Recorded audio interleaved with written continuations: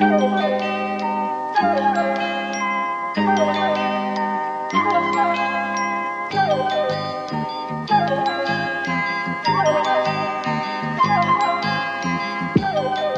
and welcome to this free episode of TF. It's the free one. It is the free one. You heard it here first. It is, of course, myself, Riley. I'm joined by Milo. I'm joined by Hussein. I'm joined by Alice. Do we have any of our upcoming things we have to announce yet, or are those going to wait for another week? You can buy Trashfuture merch on the store. There are still posters and I think some stickers available. Maybe just posters. I'm not sure, but there are definitely posters. Yep. If you want to buy TF Australia tour posters, we're looking into shirts very strongly at this time. Yeah, no, just reply to Milo. Are there posters yet? And he'll say, looking into it.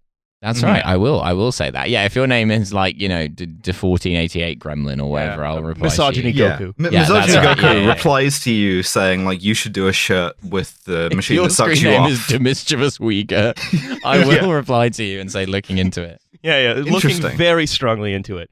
We got a very fun show for you today. I'm going to do a little preview of what's coming in the very end. We've cut so many bits out of this opening that last sentence sounded like it was itself cut together. You sounded like we've got a great show for you today. Yeah, I personally am not under duress. Check out today's newspaper. That's right. It's a great article by Kay Wiggins in the FT, which I'm enjoying, not in captivity. So, well, I'll tell you, there was a great article in the Financial Review that we will be reading later. That I how they spell in review. I like the idea of Financial Review all going on like, we've been reading a balance sheet, like canning across the stage. Let's just say this one's not about balance sheets, but a little bit of parkland in Cheshire. Oh, and what kind of game do they hunt there? Oh, I guess we'll have to find out when we get to it.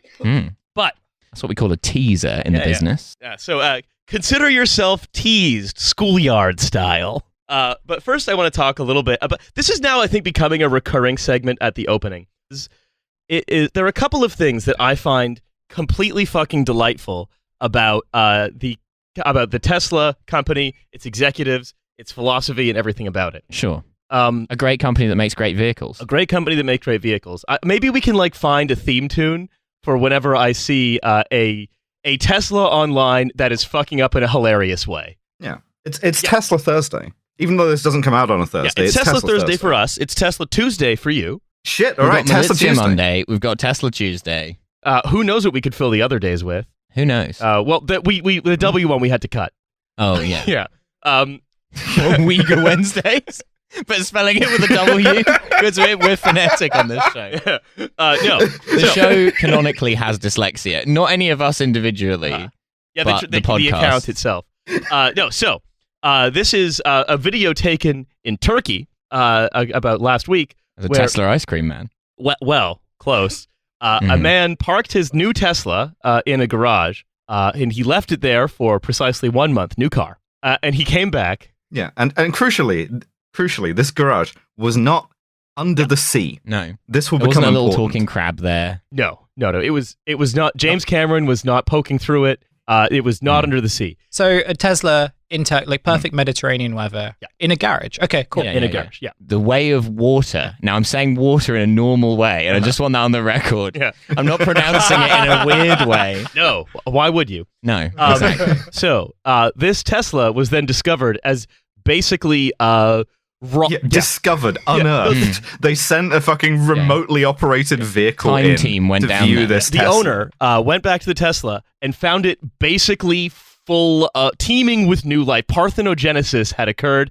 It had mushrooms growing off the steering wheel. It was rotting. It has barnacles. It legitimately looks like the wreck of the Titanic, this fucking Tesla. And Riley, you showed me this video. It's one of the most upsetting things I've seen in a minute, because it's every part of it has some kind of organic growth on it. And I did the seats, the dashboard, the door handles. It's genuinely, it looks like the car version of Jair Bolsonaro's bloodstream. Yeah, there are towels in the corner of boarding school boys' dormitories that have less life growing on them. Personally, Tesla. I actually think that none of you are excited enough for David Cronenberg finally making Crash 2.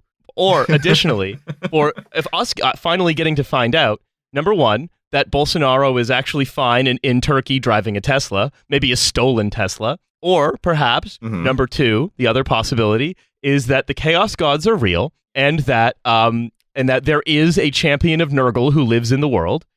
And that he's a Silicon Valley guy. He drives a Tesla in Turkey. Well, this is actually a fancier Tesla now. It's a blue Tesla. It's like the Roquefort of Tesla. You know, not everyone loves the flavor, but it's actually very sophisticated. You just get a little bit of mold in your Tesla, and it actually makes it more.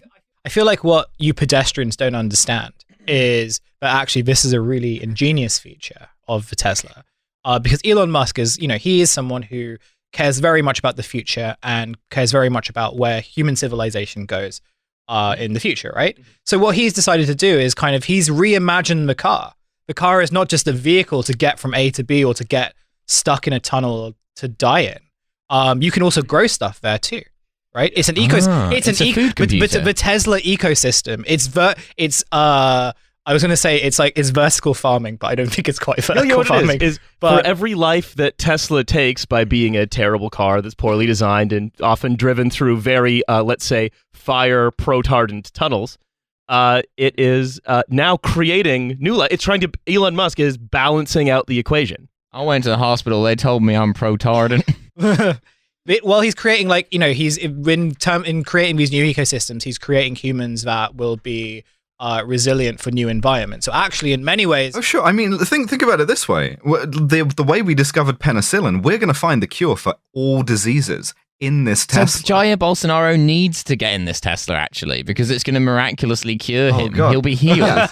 we would create a sort of super bug that would cancel out all disease. All you eco-activists who complain about the pollution that of cars and want to abolish them and replace them all with rickety buses don't understand that the future is actually having farms inside your car. Yeah, of course. So you can be on. You get into your Tesla. It drives you autonomously to the office, and for breakfast you just scrape a big slice of mold off of. Elon Musk did say he was going to solve world hunger in 1 year. He didn't specify how. And I think turning every single Tesla into a rolling mushroom farm is going to go quite some way to solving every that. Seat in this Turkish Tesla is technically a Metze course. Okay, all right. We're not going to top that one. You got Turkish Ferrari, and then you've got Turkish Tesla. We're not topping that one. I'm hearing a rumor that Elon Musk has had to call in the British Landlords Association to come up to this guy and look in his Tesla and go, "You've been drying clothes in there." That's right. Why is every seat of my Tesla painted over with a thick coat of gloss white? And this is Nate. You can leave this producer's note in. Can you please play the opening stinger of a little song called Radar Van? Who's that one by? It's by this really popular synth pop band from the 80s. Oh. Yeah. They sung in English. They didn't really speak it themselves.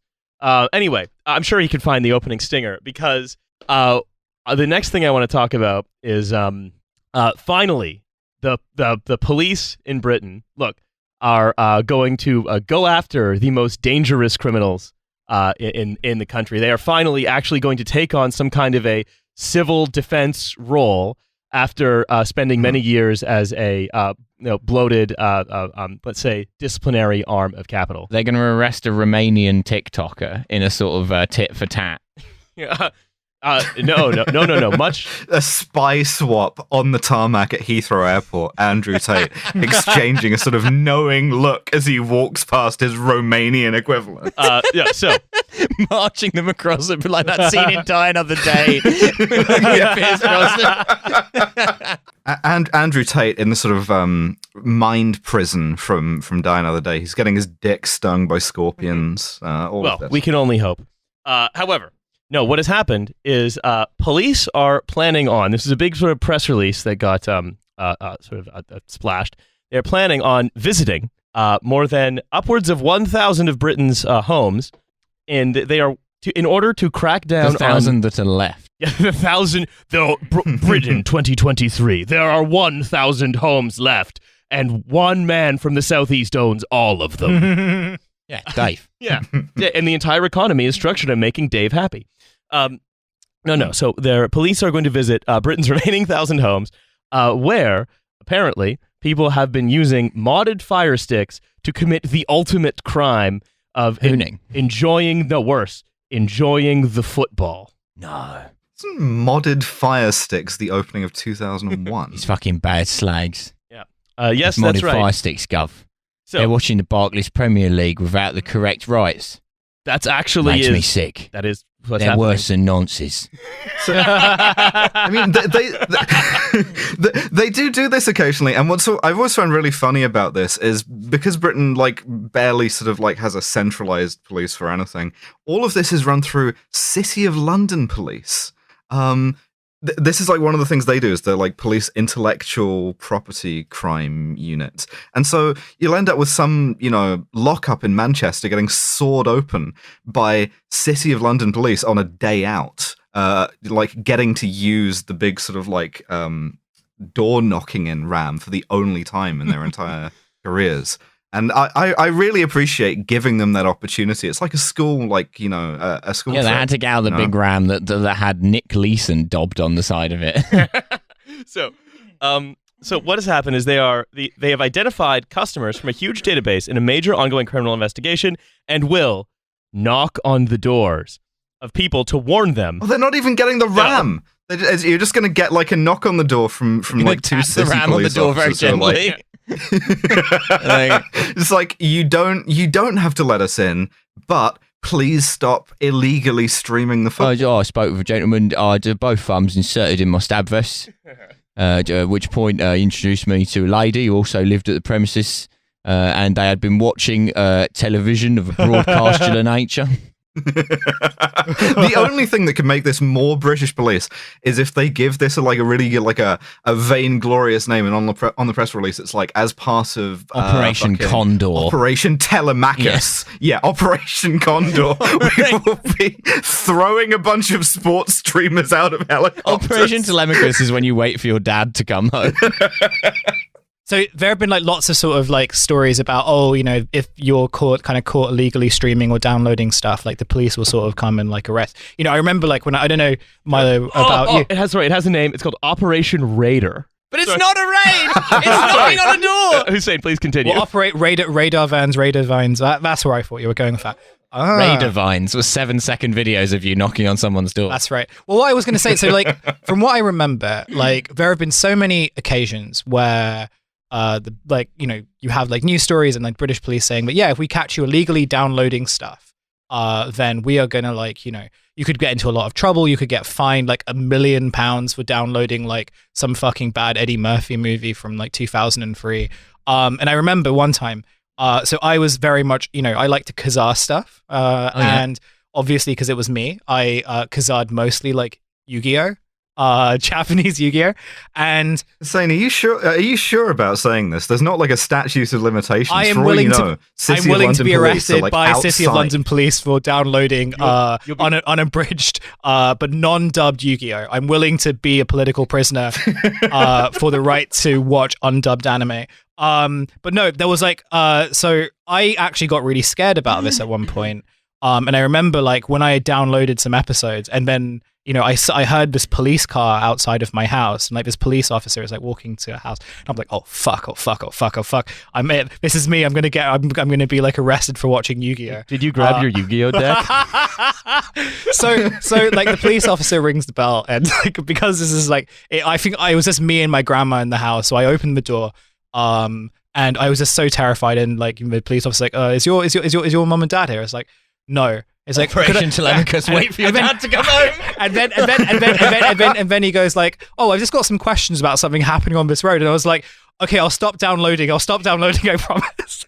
And he just sort of looks at me and he's like, "What? You were scared and he straight?" Was like, no, we were us. And what it turned out to be was that some people had graffitied.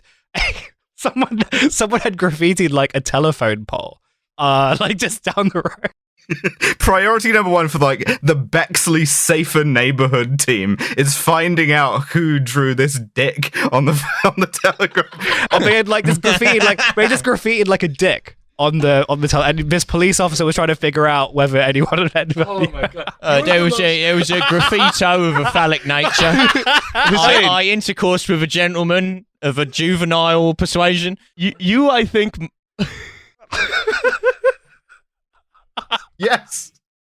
This is hauntology. There aren't enough cops anymore to engage in this kind of low-level graffiti policing. Now, unless you're being murdered, they're not coming. And even then, they probably aren't coming. Yeah. They're the opposite of Arnold Schwarzenegger. Yeah. I think you might be the most easily interrogated person in the world. I get very, very nervous about stuff. So genuinely, I sort of feel like if I was properly interrogated, I would just crack. Not because I'm a scab or like I'm someone who like I would want to. It's just I just sort of get scared very easily by people who sort of like. In my defense, I was very frightened. Are a little bit aggressive towards me. Yeah. So myself and PC Shoppersworth mounted a sting operation in the course of which we posed as season 5 of Criminal Minds. And waited for an unsuspecting user to download us, at which point we sprang forth from the gentleman's computer and engaged him. We pay for the in Whitefish. Discourse. We pay for Criminal Minds on Boney Ellen Whitefish. I know, I paid the invoice. So I'll say one more thing about this. Then we'll move on. Do you think it's ironic that your name is Law, sir? Given the contravention of which you are currently guilty, unless his middle name was Breaking the. Yeah. Right. No. So what I find very amusing about this is good morning. Good morning, the British police. Yeah, it's not that number one, the low stakes nature but high profile sort of trumpeting of what this is obviously very amusing to me. But what's much funnier is just looking at the organization that is sort of behind all of this is an outfit called FACT. The Federation Against Copyright Theft. They're the people that made the ads you wouldn't download a handbag. That's them. Yeah, they're behind Operation Raider. Yeah. Yeah. Oh, they're still going. All of us will remember a different sort of copyright warning before DVDs, like don't let the pirates brand you with their mark, or like piracy funds terrorism. Just no skips, all bangers from FACT. The same and as I'm glad funding to money see that they've directly to added the IRA through Yu-Gi-Oh. They still are saying that. It's just rather than saying that piracy funds terrorism, they're now saying that piracy funds serious organized crime. And if they know their audience, just somewhere in Beirut, a Hezbollah guy like gets a little like email. And it's like to the credit of one episode of Bone. Again, the mechanism by which this happens is unclear. Mashallah, they're watching the Arsenal again. They do. We will soon destroy the state of Israel. They do list 2 individuals who were sentenced to prison for watching unauthorized streams. But they, of course, neglect to also mention that those individuals were making millions of dollars at the center of an organization selling the cracked fire sticks. And that the judge basically said, well, I guess you also did commit this crime, which I suppose we'll prosecute you for as well. You know what this has made me think of? That my friend Titus, who occasionally will just send me a really good tidbit, and he was reading some like tech newswire while he was at work, and was talking about how this was a couple of months ago. The U.S. Justice Department had wound up a huge catalytic converter theft ring. There was like 5 or 6 ringleaders who'd each made millions of dollars, basically like collating all of these stolen catalytic converters and fencing them on, sending them abroad, whatever. And then he was looking through the list of the indictments. And he's like, gets to one of the guys, and he's like, looking at the name, and he's like, that guy's got to be Lithuanian, like 100%. Titus is Lithuanian. So then he looks the guy up on Facebook, and the guy's profile picture on Facebook is him standing in front of a mountain of catalytic converters. This is like utterly perfect. I've got another list of some of the films that FACT has made. Some of them include Knock Off Nigel. I remember this. Yes. One of them includes one called Knock Off Nigel. Maybe this is a Britanology, actually. It's a British porn film from the 70s. Knock Off Nigel is similar to Knock Down Ginger, but... So, Nigel buys unlicensed DVDs, illegally downloads films, and then is accompanied by a derisive song, He's a Knockoff Nigel. And as a result of his wrongdoings, Nigel is left despised by his peers. Yeah. They really were trying to sort of make bullying happen top down. And the British public, a group of people who love bullying more than anything, we didn't go for it. Don't tell us how to bully. That never made it into Yeah, exactly. It never made it into like playgrounds or anything. It never made it into like an idiom. It's just like a sad failed Riley's PR just pulled campaign. up another one called "You Can Click, But You Can't Hide," which doesn't even make sense. Well, and that's the thing, right? The thing to remember, the thing that I found so funny about Fact is that like this is the global organization that is like designed to stifle everything to do, like all of the great things about like owning your own media that's been made like incredibly difficult now is, you know, they can just fuck with the movies that you like. Yeah. Right? Also, if you want to watch the film Casino, good luck. It's not on any streaming service. Right? All these things, right? It's nice to have your PC Shufflesworth has currently disguised herself as Robert De Niro. Yeah, but inserted herself into the cover of the film Casino. Yeah, as soon as you start watching, she like why does Robert De Niro have his thumbs in his stab vest? Well, oh no. Well, sir, you've gambled and lost. But what I find amusing is that Fact is British. They're the global organization, but it's all just dour British retired cops whose whole thing is just basically trying to ruin people's good time. Boy, stop it. However, they recently... Why would they leave this to us? Like, this is a like multi-billion, maybe trillion even, dollar industry, and they just handed it to British people? Grotesquely irresponsible. Well, the funny thing is the MPA basically stopped at once, like the nature, because they were set up in the 80s when like home recording and stuff first became a thing, and they were just set up by the Premier League and Virgin and the big MPA studios and stuff. And they were set, and they're the very, very sort of pugnacious and aggressive organization. That's like their reputation. They've recently, however, according to some reports that I've seen, like I don't think they're getting their MPA funding anymore because they're like, okay, yeah, well, like the nature of piracy has now changed. So I'm wondering if this is also just like, you know, knocking on the doors of 1,000 people in like the West Midlands, just confused guys watching the football in order to say to the MPA, no, please take us back. We can still be current. We can change. Preserving their phony baloney jobs. Yeah, fair enough. It's so good. I love it. I love this country. It's so normal. We do have the world's best police in the sense that they are the world's most ineffectual police. And since the police are bad, this makes our police the best. That's right. The British police are so little sort of of a an threat to anti-work anyone thing, yeah. by the standards of police because they're so incompetent and so underfunded. Yeah, it's like anytime they get together to try to really do something like the Sarah Everard Vigil or whatever, they can really do some damage. But most of the time, they are hamstrung by being terrible. Really takes it out of them too. They have to like lie down for a bit after that, send some more like racist texts. Oh, they love doing that. It's their favorite thing to do. I've got a punishing schedule of incriminating myself on WhatsApp. it's like them and Sam Bankman-Fried, who just launched a Substack of like more self-incrimination, basically.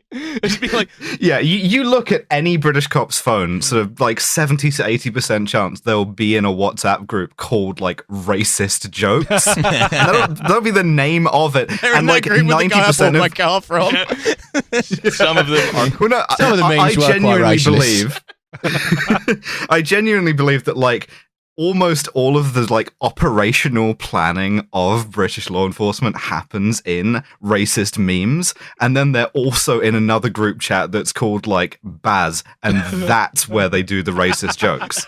Yeah, it's this well, you know what? This is gamekeeper turned poacher. They know how to evade surveillance. We do the planning in the racist chat and the racism in the planning chat. We know there's no surveillance. We're the ones who are supposed to be doing it. So I want to move on a little bit as well. This is one more thing before we get to Greensill, which is I'm ringing a big bell. The old tech hype cycle is dead. The new one is not struggling to be born. It is absolutely getting ushered out of the birth canal. There's got an epidural. Everyone's very excited about it. Ushered out of the birth canal. Please come on. Coinbase is doing another round. Sponsored by Usher. Coinbase is doing another round of layoffs. It's down to when we did the Coinbase episode. Do we remember what the stock was that day? Oh, you didn't say there was going to be a test. It feels like we've been getting these updates faster and faster, so it must be pretty precipitous. So what's happened is Coinbase has done another round of layoffs, and they've stopped doing all of their high-cost, low-return projects, which I personally wouldn't have started. But, you know, maybe that's why I'm not a billionaire. But they're letting another 950 jobs go.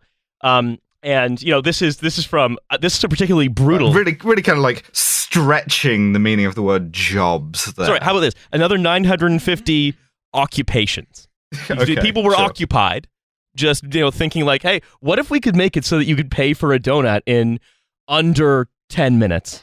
We're doing some changes, and when we're done, it's gonna be a lot better. It's gonna be better than maybe ever. You're gonna be a fast donut purchase. Now, so this is a particularly, I'd say, excoriating quote from an analyst quoted by the FT. While this creates a near-term filler for Coinbase's dwindling operating leverage, it does not fix the number one problem: deteriorating volumes amid retail crypto trading fatigue. I.e., people no longer believe they can get rich doing it, and so no one's bothering. That is to say, yeah, it's done. It's over. That read between the lines. That's what an analyst writes when they're like, it's over. And it's so super over.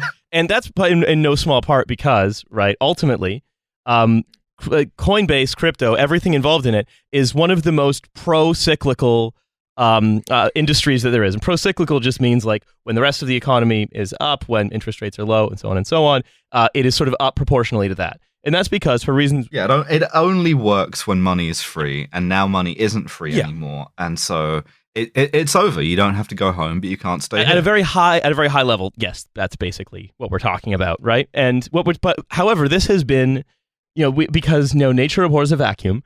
This has very, very neatly, this gap has been filled by AI, specifically AI as represented by ChatGPT, which I wanted to talk about one more time, or no, not one more time. We're going to talk about it probably a lot, probably quite a bit actually over the next year. And this was catalyzed by something that I've been expecting and then saw has now happened, which is, in fact, we talked about this in the episode with James Vincent, which was the sort of very large cash infusion by Microsoft into OpenAI in order to support the ChatGPT tool and incorporate it into other things. So this is the $30 billion valuation that OpenAI now has. So Microsoft is injecting $10 billion into it. And they're doing this. I won't spend too much time talking about the deal structure because frankly, it's not, it's interesting in theory, but not really to us. But suffice to say that they have a huge claim on a lot of OpenAI's like actual revenues until the investment gets paid back. And right now, ChatGPT doesn't have a way to monetize. But Microsoft is very, very good. Historically, they're very good at this, at identifying whatever is going to become essential for the jobs of the future, and then monopolizing it as much as they can. That's what they did with Windows, PCs. That's what they did with software bundling. That's what Bill Gates is basically just a kind of automaton that does that. That's how to understand this. Right, and so that, and also some other things that stress him out in various locations. some other stuff. He leads a very stressful life. The man leads a stressful life. That's why he has to have a very non-stressful haircut that's easy to maintain. That's right. And a little bit, I think, what Microsoft is doing with the OpenAI thing as well. So I've talked to some people who also support this theory, as they're doing a bit of a SoftBank where they've picked their winner, right? Because they have decided they've understood that. This kind of like large language model AI is going to be integral to the future of work. And if you remember what we said in the episodes about it, it doesn't mean it's going to do the job better. It doesn't even mean it's going to do the job minimally well. It just means that it's going to be a useful tool for people that own companies to, and people that are responsible for paying wages, for capital, and so on, to further take control of, break up, and de-skill one of the main kinds of job that there is now, which is sort of, making email jobs. Yeah, exactly. So, bearing all that in mind... They're going to replace podcast. Yeah. Oh, God. So just bear all that in mind, right?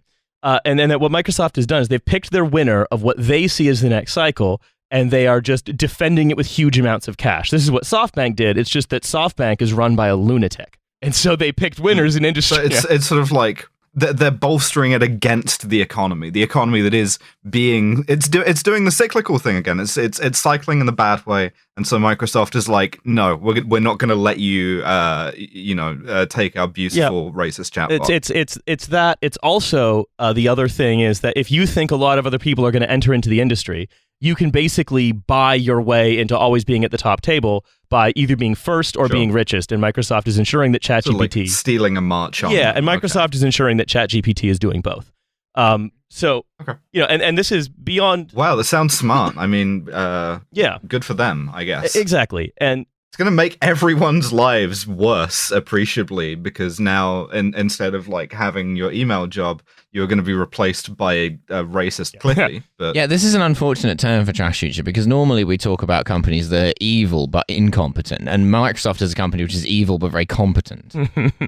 That's right. And so I think that it's worth talking about. The reason I bring up Coinbase as a kind of foil to OpenAI and ChatGPT is that it's worth thinking about this in terms of the business cycle itself. And so if we're in, for example, if you're in a tightening cycle, right, that makes stuff like crypto worthless, the last time this happened, right, and this is the examples I always come back to are McDonald's and Uber, right? They defined quite a bit of a lot of people's experience of work, and they're two good examples.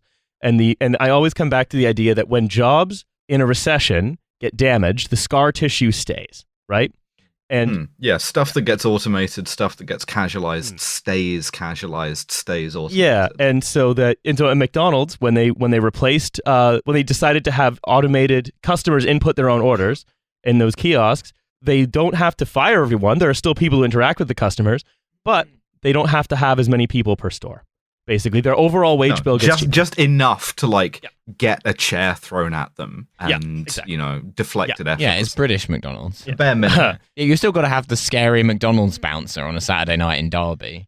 So long as you have a sort of greater capability to restrain people than the average shift of British police, that's the minimum staffing level for a McDonald's. So what and we found. So what happened? I mean, these comparisons aren't tidy, right? Uber, in the one sense, was countercyclical because it was it was countercyclical in one sense because it was a gigantic hit to the wage bill of sort of the taxi industry in general, but it was structured in such a way that it was pro-cyclical because it was basically an expanding. It was just this big expanding balance sheet, didn't make a profit.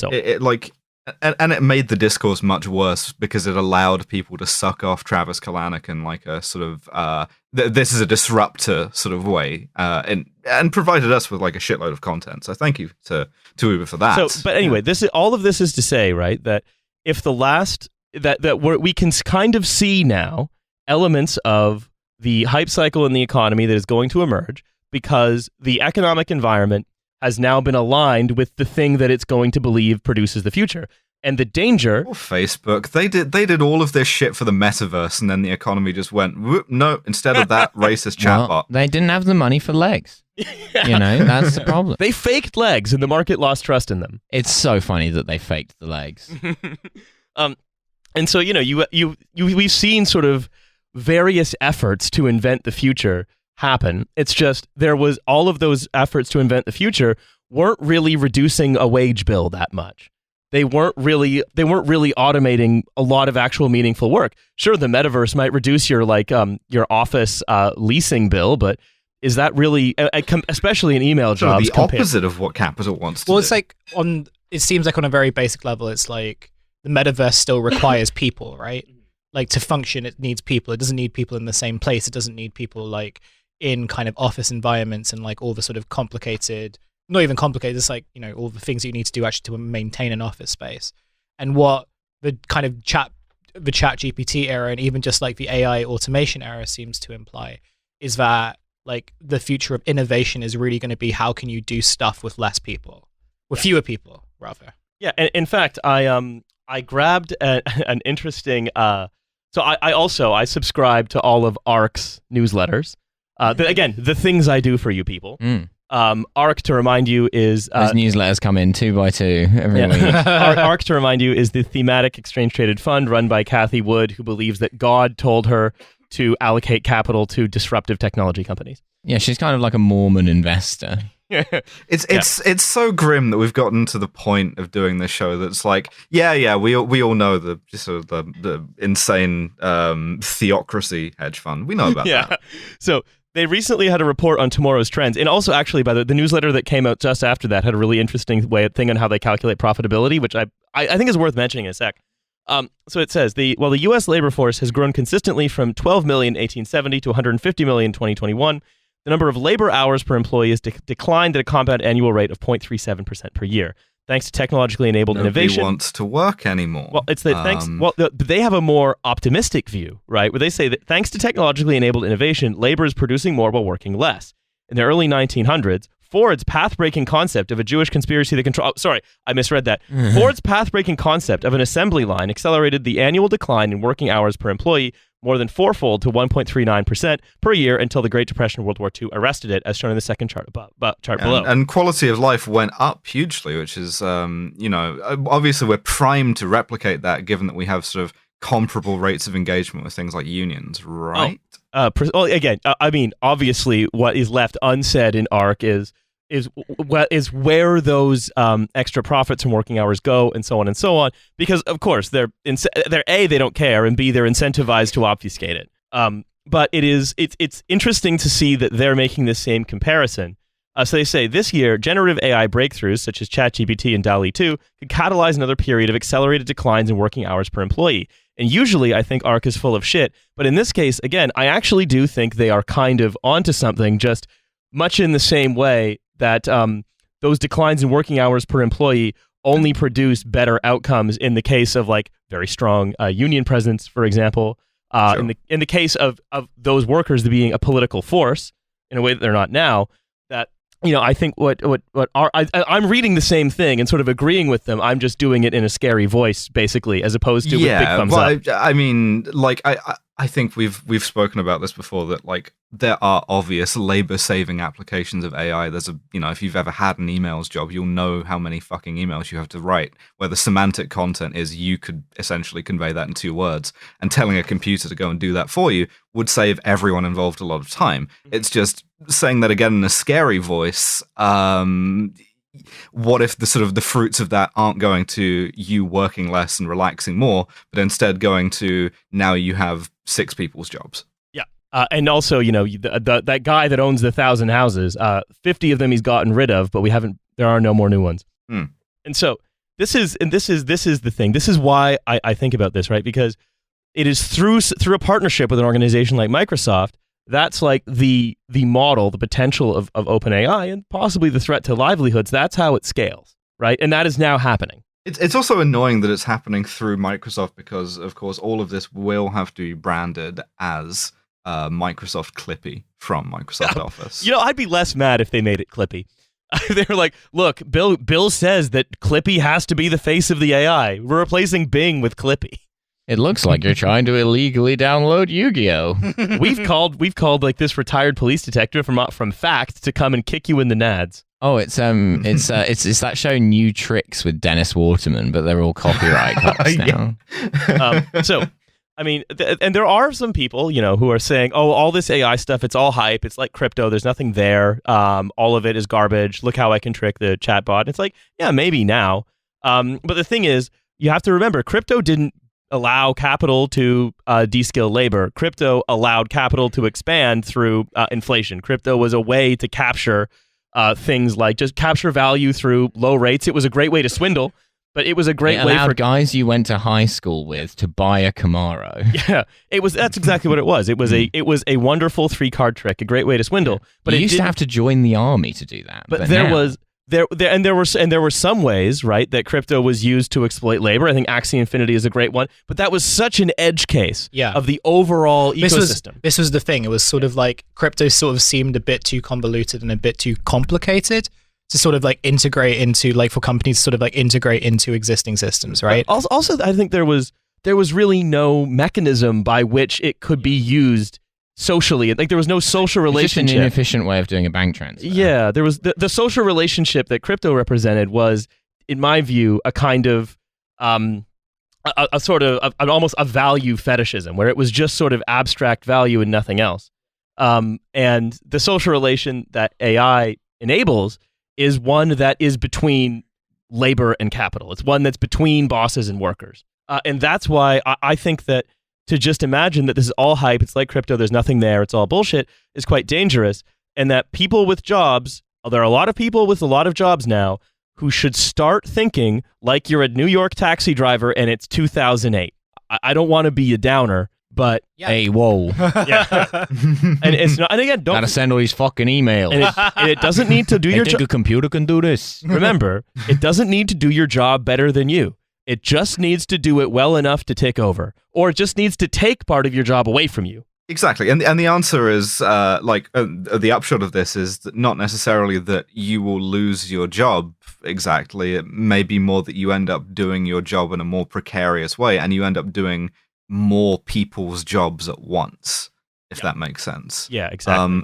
It's to which the only tonic is ruthless sluddism and absolute sort of like union-based solidarity. Well, I was also gonna add that even if the AI is not particularly like efficient at kind of replacing a job, and you still sort of need people to either like manage the AI or work with the AI, like the presence of it being there is enough to sort of like be destabilizing, right? Because it's sort of reserve army of capitalism. Because it's very much just that thing about like, well, you know, this AI sort of took like a quarter to like half your job anyway. You're very lucky to sort of still be here, but like, you know, eventually like AI innovation will kind of mean that you'll be replaceable regardless. So like you better kind of continue working. You better not think about unionizing. Otherwise, you know.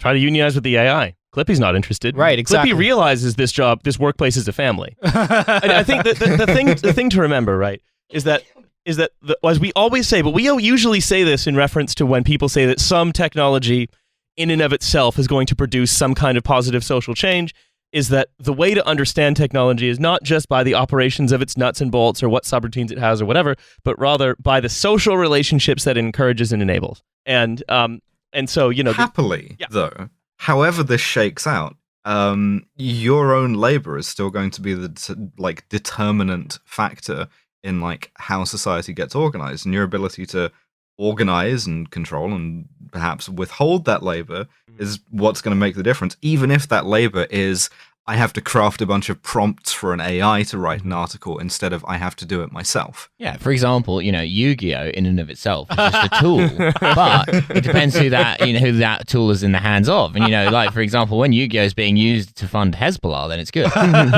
So if you're saying, I'm a professional, I'm a white-collar professional, I have an email job, I don't need to unionize, but other people should unionize, fucking unionize. Do it sooner rather than later. This is why it's so timely that like a lot of like journalists have been successfully unionizing their publications, their newsrooms, whatever, is because this is going to be one of the things that it comes for first. This is like an easy get because there's, as we know, a lot of journalism that is sort of written to good enough standard, pumped out the door and quickly forgotten. That's exactly the kind of thing that the AI is going to be like targeted towards replacing. It will actually be interesting when, you know, like kind of like the I would say the general trend of like unionizing more workplaces meets with the general trend of more jobs being total nonsense kind of collides in the middle, because up until now the kind of jobs that have gone on strike have tended to be jobs where when they go on strike people are like, oh fuck, we really needed those guys. Whereas if all the marketers go on strike, I mean, by all means please do, but I am worried about what the consequence might be. Like, oh, those guys, they weren't doing anything, everything's fine. I just didn't get an email about my Pathrinus today. Wait. Those are spammers. That's a form of marketing, Riley. But yeah, they are I guess the PR. point is that it's like it makes a difference to their management, right? That's the beauty of organizing into like the International Brotherhood of Dipshits Local 1428 or whatever. I'll taking the village idiot for granted. The Brotherhood will rise up. Yes. Someone has to jack off in a barrel in the town square, and it's going to be me, the jacking oath. No, Clippy can't do this. You have to join an oath local, and you have to do it now. Actually, the oaths are union. The oaths are actually unionized with GMB. Weirdly. Good morning, Britain. I'll miss emails from Lucy from Orange PR if she unionizes. Like all the emails just being like, "Hey, we've opened up this like this new club in London. It's opened up. It's like really fancy. Do you want pictures of it?" And when I email her, being like, "Well, can I go see it? Can I go like have a drink there?" And she's like, "No, you can't. Of course not. But you can have pictures of it to write for any publication that you are." That you're currently interested in, and then she leaves a smiley face afterwards. So yeah, I hope her unionization. They're going to start doing work to rule. They're not putting the smiley face at the end of the email anymore. They're not obliged Even annoying workers are workers. Yeah, too. exactly. Yeah, well, yeah. Yeah. Well, I was also just sort of thinking the about annoying orange PR. I was kind of thinking about this the other day as well, where it was just kind of, so much of sort of bullshit economies and stuff was sort of the kind of, the inflated value of these sort of like white collar email jobs, right? And, I do kind of wonder whether there'll be a conflict in terms of like the sort of eagerness to automate or the eagerness to sort of like cut expenses and cut wages and cut jobs by using that. And then by extension, like, the sort of number of white collar workers who find themselves like losing jobs at like quite a rapid rate, right? And like, I wonder how that will sort of affect a much broader economy, which has been so dependent on these like surging middle class jobs that have sort of been like very overvalued and overpaid for like, for like over a decade. I can answer. So are we saying that adult daycare is over? That's the thing. I think to be honest, I think there's sort of look, my opinion, not my tinfoil hat opinion, but rather my sort of very large, unfalsifiable opinion. My cling film hat opinion. Yeah, let's say that. My cling film hat opinion is that with the expansion of lots of different free trade areas, mostly like the big one for like the America was like NAFTA, but also the accession of China into the WTO, is that you're familiar with the elephant graph. We talked about it before, right? Yeah. The elephant graph, for those of you who don't know, it's the graph that everyone tries to ignore. Yeah. Well, sort of, kind of. It's the elephant in the graph. Yeah, and so it's a graph, and it is a sort of large hump, and then a down slope, and then another sort of swipe up. It looks like a kind of an S with a big bottom and a little top. It looks like when you try to draw boobs on your calculator, it doesn't quite work. Sure. So, but that's the elephant graph. And what it shows is the distribution of wealth. Or specifically, the distribution of growth in wealth in the last sort of X years. And what it's supposed to show is that globalization, at the expense of the sort of working and middle classes of the developed world, has massively benefited everyone else. And so what it means is, someone who used to make like 10 cents a day now makes $1 a day. That means they've had for a very large percentage growth in their incomes. Also, it means that the people who used to make $10,000 a day now make $100,000 a day. But by showing it as a percentage, they're able to make very small numbers and very large numbers look like one another. And I think one of what that graph shows to me is that there is a far less importance that much of the global economy now is structured on most people except the very rich becoming largely similar to one another.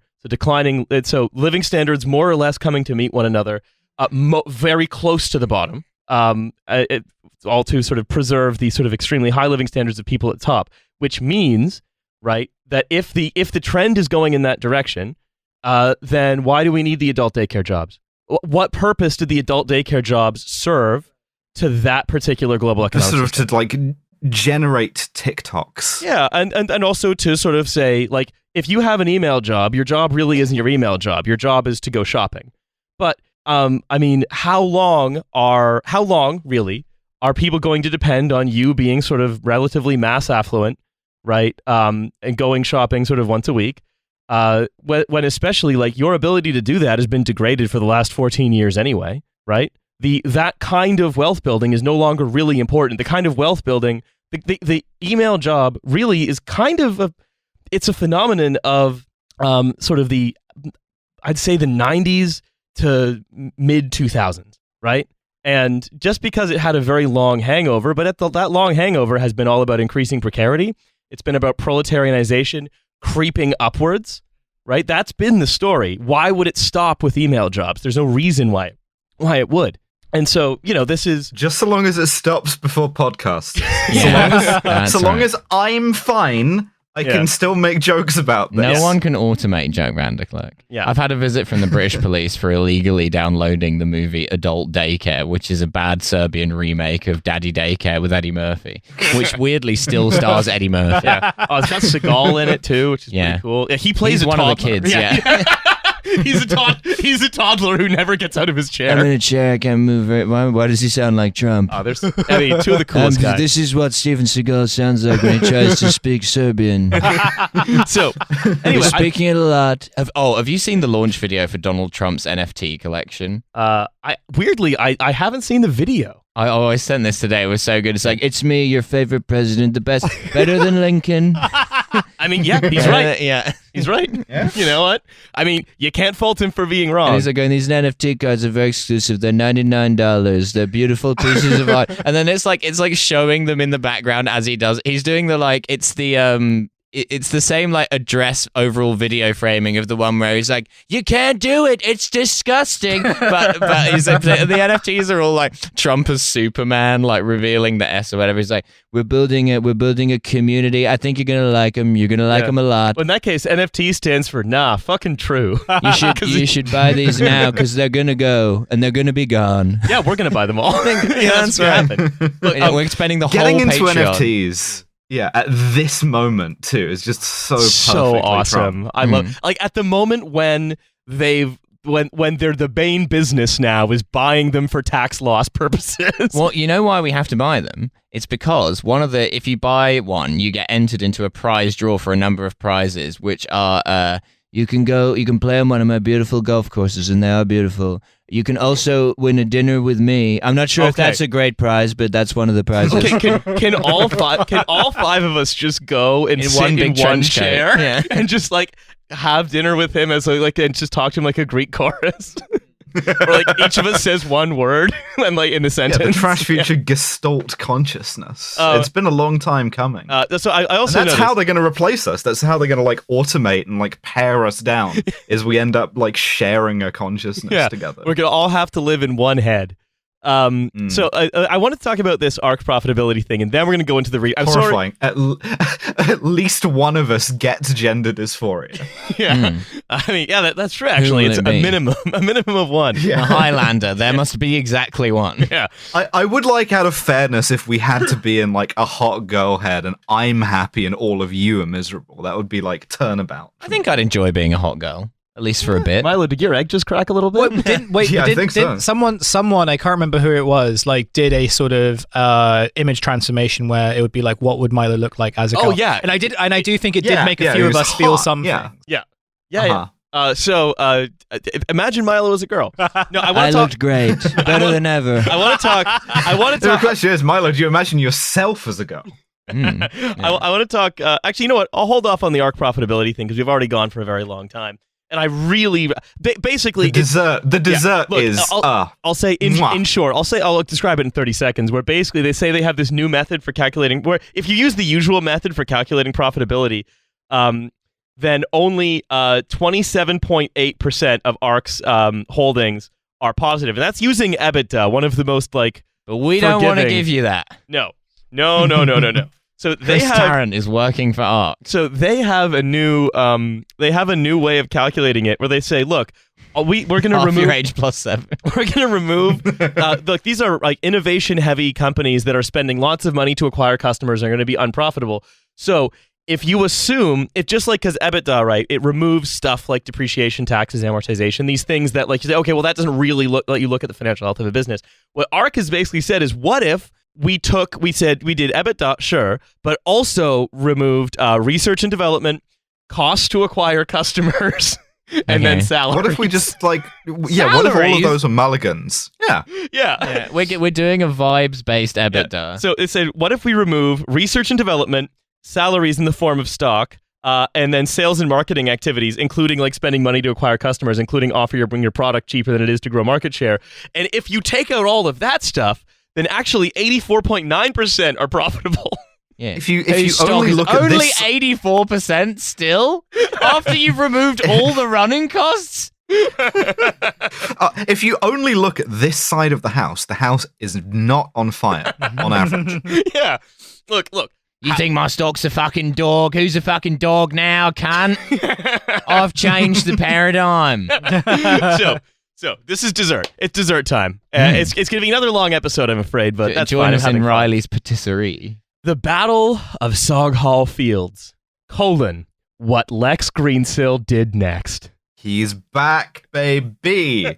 He's better than ever. Can I just say, by the way, that everywhere in England is named something like Soghall Field. It sounds terrible. It's like a fucking Bloodborne area. Niggleby under Bumble. Things Yeah. of that nature. Like, yeah. I can't believe I parked my Tesla in Soghall Fields and now it's like become Fey. Don't want that. So Before we go on, by This the way. is how you get a moldy Tesla. Before we go on, by the way, while he's doing this, this is from Reuters, which is that Credit Suisse is cutting 50% of its 2022 bonus pool, which is like enormous because that's like most of bankers' like huge outsized incomes come from bonuses.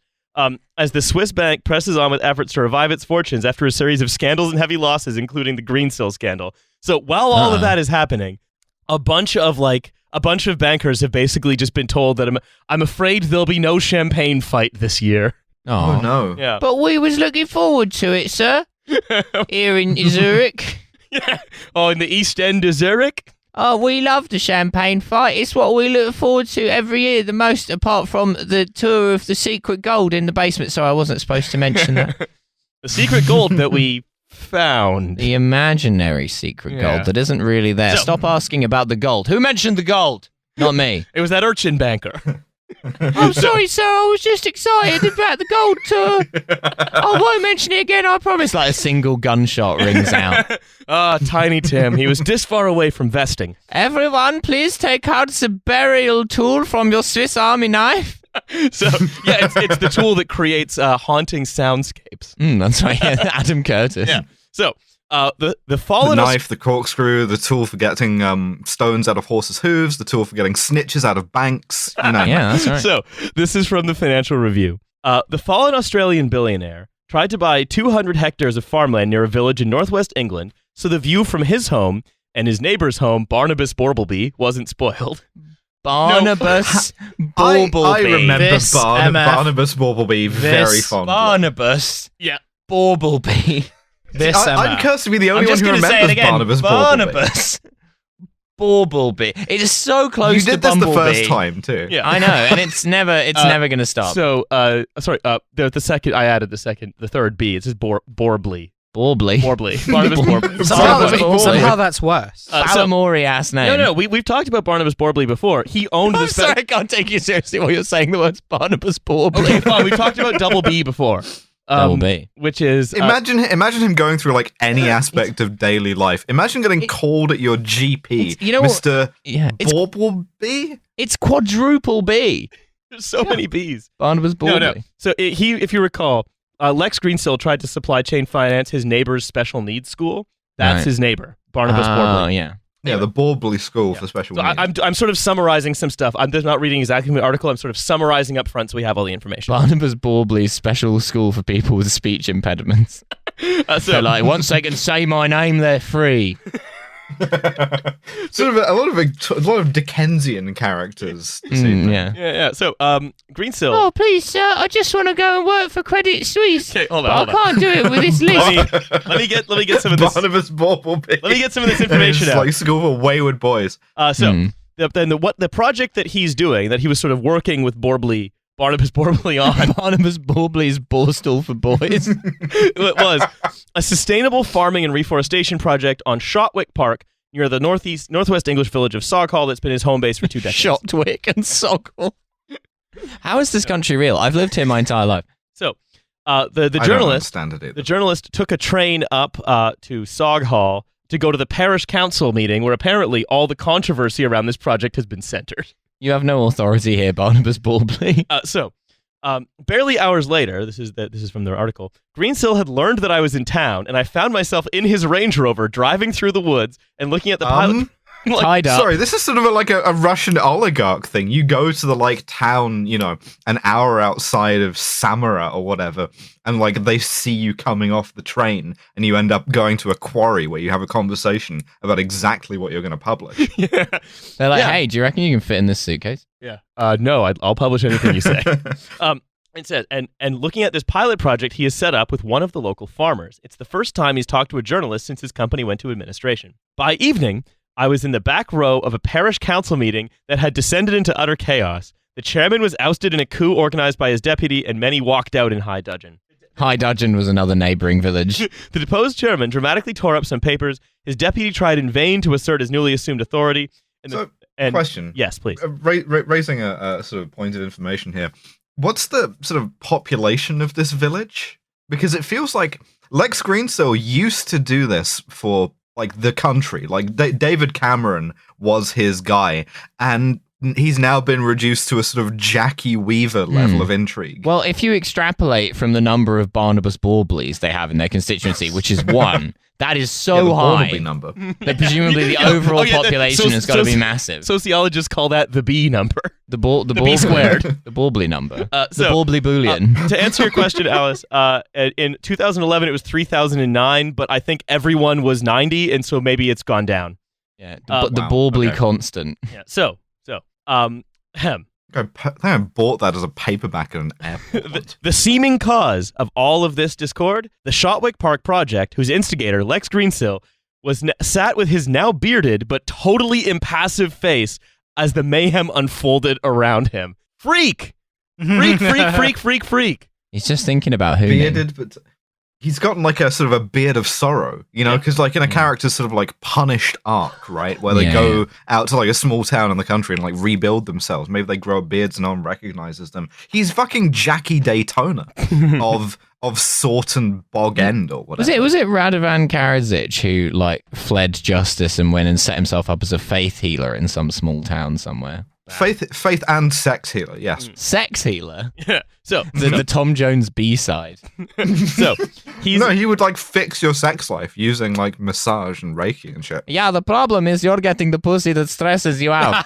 Believe me, I've been very stressed in my life. I've done a lot of things which I won't go into. And now, I only get pussy that relaxes me.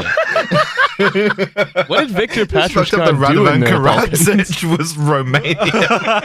It's also in the Balkans, technically. It raises so many questions. So.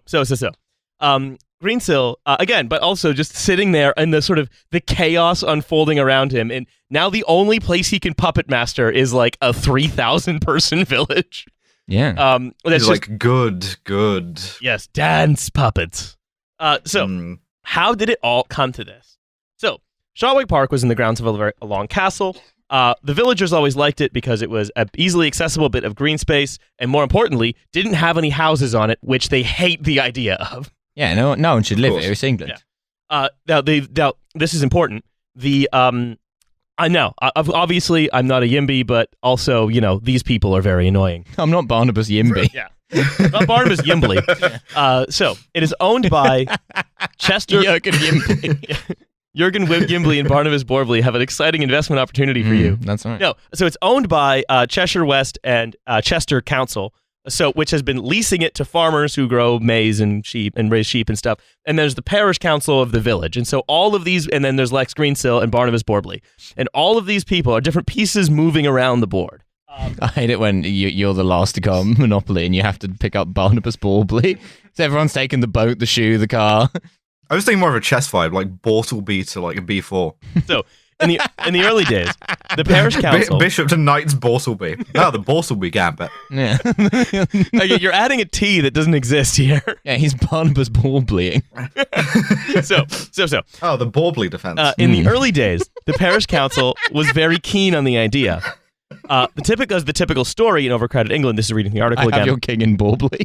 Is that green land on the edge of villages tends to get sold off for housing development. But here was a billionaire with roots in the area who's willing to conserve their cherished hinterland from that unwanted fate. Now, early days is very important. Now, again, I've spoken to some people who know about the situation. And Barnabas Borbley. This is Barnabas Borbley. I didn't talk to Barnabas Borbley. Shadowy, I would love Borbley-shaped informant. Yeah. My name is Borblethroat. My name is Barnabas Borble. Yeah. I'm suspended from a Christmas tree. And I will answer your question. I'm rotating slowly. That's right. No, it's interesting though, right? Because he's basically saying, I'm going to buy this piece of land for millions of pounds, probably slightly over the odds, right? And I'm going to do fucking nothing with it. I'm just going to buy it and sit on it. That's going to be a huge injection of cash for the council, for the county council, and I'm also going to give the parish council, the group of busybodies that sort of run the fetes in the village. Jackie Weavers, your Jackie Weavers and stuff. The ones who are calling up about the dick spray paint on the thing. Exactly. Which back to my story just for a second, they were the people who called, and that was why the police came to my door. Oh, so that's who they responded to. It was a parish parish councils. I feel like you need to do a Britanology about parish councils. We've had a telephone communication from a Borbley gentleman. So what happened, right? He says there was a cock and Borbley. drawn on the lamppost. PC Shufflesworth and PC Borbley. So I want to explain what happened here. It's not just this is a very bit player. getting promoted new Sergeant Borbley. Sergeant Borbley's Lonely Barnabas band. I'll let you all work this out between you for a while. No, it works with every rank in front of it. Inspector The Borbley. Borbley Arts Club. Chief Inspector Borbley. Commissioner Borbley. Superintendent Borbley. Oh, okay, I'm good. I'm focused. All right, Constable I'm done. Borbley. all right. Are we dialed in? Yeah. Uh-huh. Mhm. We're not gonna have any Think major so, Borbleys. think so. Major Borbleys. But yeah. Look, we don't want this Borbling over. Look, swear to to God. the listener, this is why you listen to this podcast and don't pretend otherwise. This is the stupidest reason we've ever gotten this derailed. By fucking far. My ribs hurt, man. Look, the man has a very funny name. I mean, I want to ask him why he didn't change it. No. The parents in the hospital going, Mr. and Mrs. Borbley, thinking, what shall we name our son? Dad's like immediately Barnabas. I will brook no question on this matter. It's just posh people stuff, right? Like, you know, I knew a guy at like uni who like, well, a very, very posh guy, army officer now, and his last name is Spunk. So like, I don't know what fucking rank he is, but like Major Spunk. I think Major Spunk, Lieutenant Spunk. It's just Gonna be a General it's just Spunk someday in British Toronto. posh people shit. My favorite double act was Spunk and Borbley. Fuck's sake. So this is. All right, are we? I'm gonna say his name a couple more times. So Okay, just yeah. be advised. So because what I was saying, right, is that in the early days, everyone was excited because Chester West was going to get a big injection of money, basically for nothing. Right. Chester West is like the American Barnabas Borbley. CWAC, basically. Chester West and Cheshire. He's going to get a big injection of money for basically nothing. And then he also agreed that he was going to earmark £500,000 of it for the parish council so that they could have like satellite phones to call in Yeah, I was going the to say, graffiti. what does this fucking parish council need with £500,000? Graffiti Robocop. get Robo Borbley. get an Ed 209 to like airhole teenagers who are walking around. Barnabas. Like they're going to be able to like do hot fuzz, but like with nuclear weapons. Yeah, great. That's my only. Or alternatively, maybe they'll just be like, yeah, we bought ourselves fur coats to beautify the village. Now, of course, Maybe? all this was going on, right? All these offers. It was actually the same meeting, right, where he offered basically this amazing deal to them. He said, "Oh, by the way, this special needs school that also bills you. Why don't we hook it up to my supply chain finance machine? Why don't we hook He it up to loves my to money do it. farm?" And that's the. It He was. loves to do that. I'm not saying anything other than just it's interesting that those two conversations happened at the same time. So anyway, right. What happened? You're not alleging any kind of like financial unborbularity. No, not at all. It's odd that this all happened at the They same certainly time. weren't doing any embaurblement.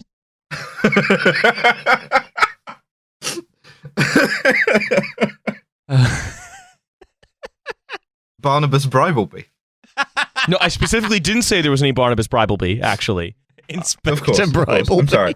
So let's How have we not done an Inspector Barnaby bit yet? let's carry Yeah. on. Let's carry. This is already going so far over time. Midsummer Baubles. What do you think this is? Well, there's your problem. Come on, we got to Yeah. keep to a schedule. I mean, kind of now. Well, So- there's your bauble. As an added to after Greensill collapsed, the parish council withdrew their support for the project. Do you know why? I mean, I know you don't know why, Because they're not loyal. The sharks, hungry as They fuck. were like, sorry, we've just read this guy's name. We can no longer in good conscience. but what happened was they were like, okay, well, we he's listened to this podcast called Trashfuture, Well, and we actually- realized that there was one unwitting Australian accountant who was sort of the linchpin of this thing. well. So what they were worried about was that if the Greensill was no longer going concern, if he wasn't independently wealthy, then there was a chance he might build homes on the land, and so they withdrew their support for the deal. The worst possible scum to a sort of English rural council or a property developer. The Borbley defense. Yeah, and so Even seemingly innocuous details, goes the article, such as Greensill's planning applications for a car park and a footpath came to be regarded by the parish council as Trojan horses for houses. Oh, can't have any houses here. What if people move in? This is like fucking Alien versus Predator. The thing about the Trojan horse was that there were lots of people inside it. Yeah, that's right. That's and right. they loved using footpaths and car parks. Yeah, the Trojan horse was actually against a number of building regs. So It wasn't certified for that many inhabitants. Greensill himself, of course, said, actually what I'm doing with this place now is I want to use it to like do regenerative agriculture so I can try and find ways to restore the soil in my melon farm in Bundaberg. What I'm doing on that land is none of your business. You may hear wails and screams and all kinds of ungodly howls, and all I ask is that you do not set foot on my land. Now say it again, Australian. Oh, you might hear wails and ungodly howls, and all I ask you don't set foot on my land, cobber. So, the sort of 12-foot high electrified fence with all the razor wire pointing inwards. I'm gonna hoon on That's it. for the agriculture. That's for the agriculture. It's for the melons. That's right. I can hoon it. You don't want the melons escaping. Genetically modified melons. so, Terrifying. so basically, what happened was the splits emerged in the parish council with the chairman believing that they'd done sufficient due diligence, they go ahead, but a lot of the rank and file believing that there were people could move here, young people, minorities. Again, so we accept that Lex Greensill has like come down in the world, that he's gone from sort of manipulating bits of like the British government at a central level to a parish council.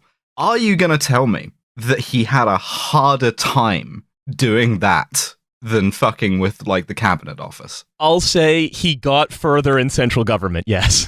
I mean, this is the thing. We need to make central government more like a parish council, which is to say worse, filled with like more insane petty beefs. Yeah, well, this is the thing about like the parish councils and just like local councils, like, and I think parish councils in particular, which is that they're all just like fucking miserable, right? And they want you to be miserable as well. If they see you, like, if you live, like my parents live in a village, you drop a penis on a lamppost, they're gonna come down. Yeah, on well, you. yeah, they will come down and like try to arrest children and stuff. And it's like they just kind of like out of all the, you know, out of all the sort of like local councils, I do think the parish councils are by far the worst. And in the case of like Lex Greensill, I think you need that like, you know, the people who will genuinely just be like, we don't trust you because you're foreign, and also we just don't like you anyway, so we're gonna like prevent you from doing spite. And if you do this thing, it might make you like a little bit happier, and that's why we really don't want you to do it. Someone's going to have to detain this child. I suppose that'll be me. I guess to my house for a spanking. It's the I guess the thing is that like, even though we've talked about how the Tories hate governing, I guess once you're in fucking Downing Street, it weighs on you enough that you feel like, oh, well, someone ought to do something, even if it's the bare minimum. Whereas if you're in like a fucking parish council Zoom meeting, you feel no responsibility to anyone or anything other than your own insane, selfish lusts. And that's the way we should do all government from now on, I guess. But also, crucially, all of your insane prejudices and personal bugbears.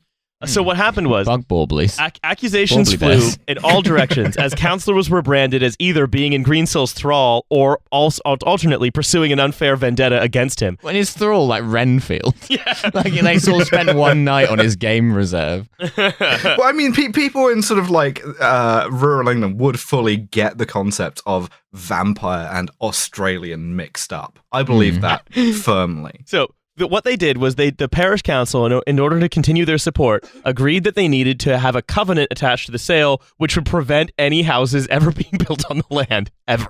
Yeah, you have to swear a blood oath to never build a house. Fucking Count Greensill. Yeah. And so, late last year, they demanded that the sale contract include this. And Greensill said, there's this question in the village that because Greensill Capital went bust, can I be trusted to do what I said? Greensill said this to the journalist. It hurts that people would think that. What? Seriously, okay. You're saying it hurts that people... You ran fucking Greensill, and you're saying, oh, it hurts that people think that I would like... Wow, there's no trust out here anymore. Yeah. But that's what's worrying people, and that's why I agreed to the covenant immediately after they asked for it. The final wording of the covenant, however, is in the hands of CWAC. And in December, a row broke out over what form it would take, with the parish council believing that it was not restrictive enough. And so, And at the same time, he wouldn't like give them his firstborn son if he ever built a Barratt home on this fucking field. And additionally, it became clear that legally that £500,000 promised to the parish council could not actually materialize, and there was no way to do it. And so they felt very hoodwinked. What kind of what possible penalty would be harsh enough for these people? Like if he did betray them, if he did build homes in this area, what would they want to do? Well, they'd have to hire Van Helsing, but like the Australian version, like Van Helsing. Of course, yeah. you stake him out in the sun. We're going to fucking pitchfork you out of your house, cunt. We're going to come up there in a 1996 Holden Commodore, and we're going to drag you out of your fucking mansion. It would have to be Kiwi Van Helsing, because all Australians are vampires. So it would have to be like the next thing over. Van Helsing. Also, because Van Helsing was Van Dutch. Helsing doing a hacker outside. Yeah. So. A group of counselors, feeling they've been misled, called an emergency meeting. And apparently, and this is from the article, emails, messages, and phone calls rapidly became intemperate. Intemperate? Oh, no. And this is when the chairman was ousted.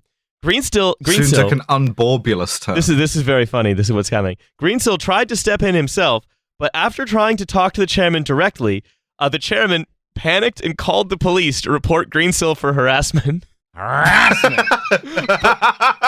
Yeah, but Greensill was heard about bragging about having an original Dean Koontz in his back garden. But prompted the chair just because, I mean, speaking to an Australian man on the phone for the first time and being so terrified, I call fucking MI5. Yeah. He called me a cunt. The chairman told the meeting on Monday that he did this because he recognized it was improper for him and Greensill to hold a private meeting, and he'd called the police to turn basically to simply draw a boundary around their interactions. So he called the cop on himself? So basically, I think what happened is that he had a private, Greensill called him, and then he was so worried about seeming improprietous that he then called the police for harassment so that he could say that he in no way wanted the call, because it's now legally provable that he did not want to receive a call from Greensill. Yeah, he spoke with Constable Barnabas. And I don't know. I'm not going to elaborate on that anymore. I was actually only calling Lex Greensill to get directions away from Lex Greensill. Yeah, this is your number, right? I have to know not to call it. Now, some counselors accused others of being in Greensill's pocket and suspect Greensill is pulling the strings behind the scenes. Others told the chairman that he was mentally unbalanced and not coping with his role. So basically, Greensill moved to this town, dangled the prospect of guaranteed no homes on a bit of it, and then said, maybe I'll give you £500,000 for your parish council. And all of a sudden, these people start just tearing chunks out of each other. It's very amusing. He's managed to create an anti-Semitic conspiracy theory that's only about Australians. They're convinced of the Australian conspiracy theory. The Australians are vampires. The Australians are pulling all of the strings.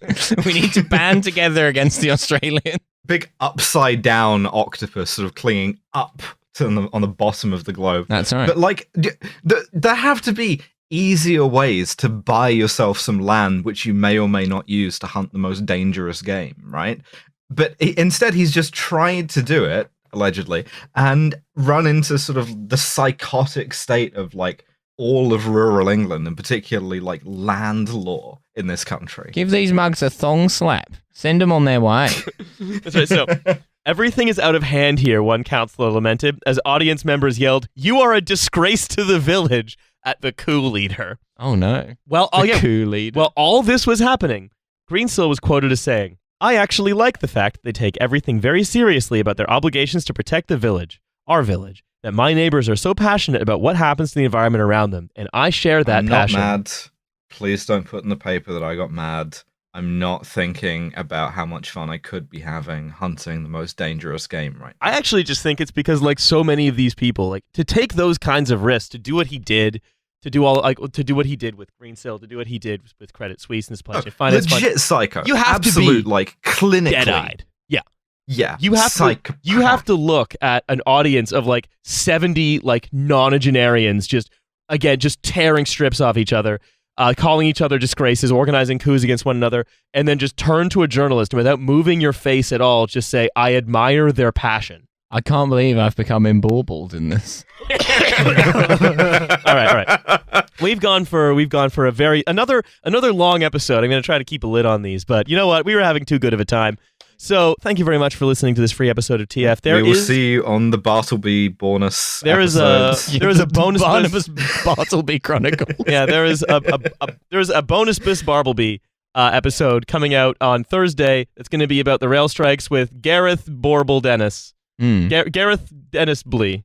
Our rail correspondent. 2 misses there, I think. Yeah, we'll get it. We'll get it by Monday when we record it. So we'll have that affectionate nickname for Gareth Dennis on my desk by Thursday. Yeah. By the time you're listening to this, we will have that nickname done, and we'll have called him it. Or more likely, we will have forgotten that we said we would do it. And then you're going to at us about it. And we're going to be like, what the fuck are you talking about? Who the fuck is Bartlemus Bormleby? Who the fuck is Barnabas Bormleby? And why are you talking to me? No, but thank you very much for listening. Don't forget, there's the bonus episode. Gareth Dennis. Our theme song is Here We Go by Ginseng. It's my New Year's resolution to say that more often. You can find it on Spotify. Here we go, Borble Ginseng. We will have some exciting news for people with torsos who wear shirts very soon. Yeah. We're also going to have possibly people of Deutschland. Well, people of certain bits of Deutschland. Borblin. Wir sind poised, der Game aufzuchangen. Yeah, that's right. So, are you in Berlin? Would you like to come to this show? Maybe we'll release a poll so we know. Take the Barnabas auf the Borble show. Maybe we'll release a poll that says, hey, would you come to this? And please only answer if you actually would so we can plan a venue size. Maybe we'll do that. Maybe we'll forget. Find out soon. On the next episode of Borble Future. Borble. Barnabas Borble mode. Speed Borble. Barnabas Speed Borble. There we go. Goodbye, everyone. Isn't that what they killed George V with?